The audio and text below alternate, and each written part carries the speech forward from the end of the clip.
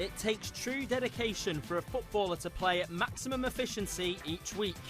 There's always an intense training schedule, so staying fit and healthy is extremely important to stay matchday ready. Let's take a look at how crucial the diet of a football player is to their peak performance.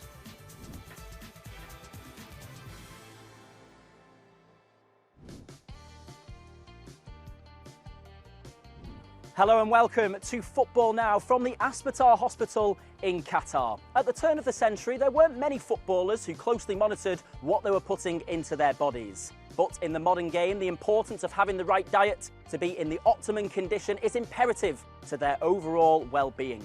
On this week's episode of the show, we're taking a look at how nutrition has become an essential part of the game, as well as getting an insight into the average diet of a footballer. 20 years ago, there was actually no sports nutrition. There was kind of like exercise physiology, but there was no cover over sports nutrition. And the first people that actually covered, for example, sports supplements for performance were laughed at the beginning in the US. In the past, there was a blanket approach for the players, so they were giving them all the same food and the same guidelines. We changed from basic guidelines, like that much carb or that much protein, and then it became individualized based not only on the needs, but also on the training load and on individual physiological needs. And if a player has an injury, for example, if an injured player is undergoing the last stage of rehabilitation, our main focus would be to reduce the impact of muscle fatigue. So this is where we tend to increase their carbohydrate intake, increase their calories, and make sure they're getting the proper recovery within the training schedule. With such an intense training schedule, footballers often need between 500 and 1,000 calories more per day than an average person. Calories in food are mainly carbohydrates, fats and proteins. Carbohydrates are the go-to energy source for intermittent sports like football. When we consume carbs, they are turned into glucose, which the body stores until we need to exert energy. Without a diet high in carbohydrates, footballers can find themselves running on empty. Proteins like chicken, fish, eggs, red meat and soy products are essential to build and repair muscle. They're also crucial to regulating the body's metabolism. And while fat is often seen as something that is bad for you, the right types of fat can contribute to a balanced and nutritious diet. Too much saturated fat can put players at risk of slowing down and hindering performance. But moderation is key, and an in-shape player should aim for roughly 20 to 25% of their diet to include fats. Good fat can be found in fatty fish, meat, dairy and avocado.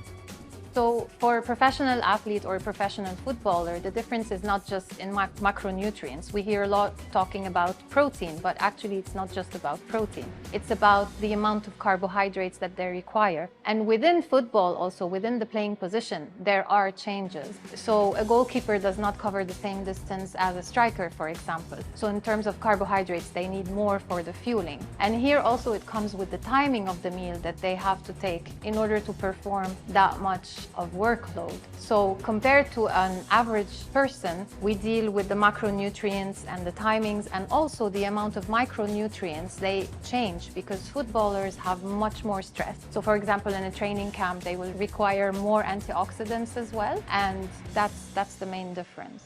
So it seems the dietary requirements of footballers can be pretty complex, but at the end of the day, they are still human beings. They still have allergies, cultural differences, and foods they simply don't like. So we asked the footballer chef to explain how they tailor their menus to make sure everyone is catered for. كله يتم بالتنسيق مع الأخصائيين الغذائيين. تختلف من بلد إلى آخر، من ثقافة إلى أخرى. يعني لو مثلا في رمضان يختلف النظام الغذائي من لاعب صائم إلى لاعب غير صائم. أنواع الأكل الموجودة لو هم بيحبذوها لو لا. في لاعيبة عندهم حساسية ما بيحبذوا كتير الجبن، وفي ناس ما بيحبذوا كتير السمك، وفي ناس ما عندها حساسية من المكسرات، وهذا كله يتم بالتنسيق مع الأخصائيين الغذائيين. Well, we've heard from the experts, but what about the players themselves? We spoke to Al Arabi midfielder Marco Verratti, who's a 9-time League One champion with PSG and a European Championships winner with Italy. He told us just how crucial diet is to remaining at peak performance, as well as giving us a little bit of an insight into what the average day of food looks like for a top-level footballer. Oui, je pense que c'est très important, surtout quand tu es professionnel comme ça, que tu as beaucoup de matchs. Je pense que c'est la chose la plus importante pour ton corps d'être au top. Ça dépend des entraînements. Nous, on sait déjà c'est quoi les jours qu'on fait un peu plus dur, les jours que c'est un peu plus de recovery. Ça dépend beaucoup de ça, mais journée type, c'est je me réveille le matin, je me fais un omelette avec de l'avocado. La journée, ça dépend si l'entraînement c'est un peu plus physique. L'après-midi, je mange un peu de pâtes et un poulet. Je sais que l'entraînement, ça va pas être très dur, je préfère pas manger des carbohydrates. Et le soir, je mange toujours des protéines et légumes, pas de carbohydrates. Oui, c'est très important parce qu'à la fin, il faut courir 10, 11, 12 km.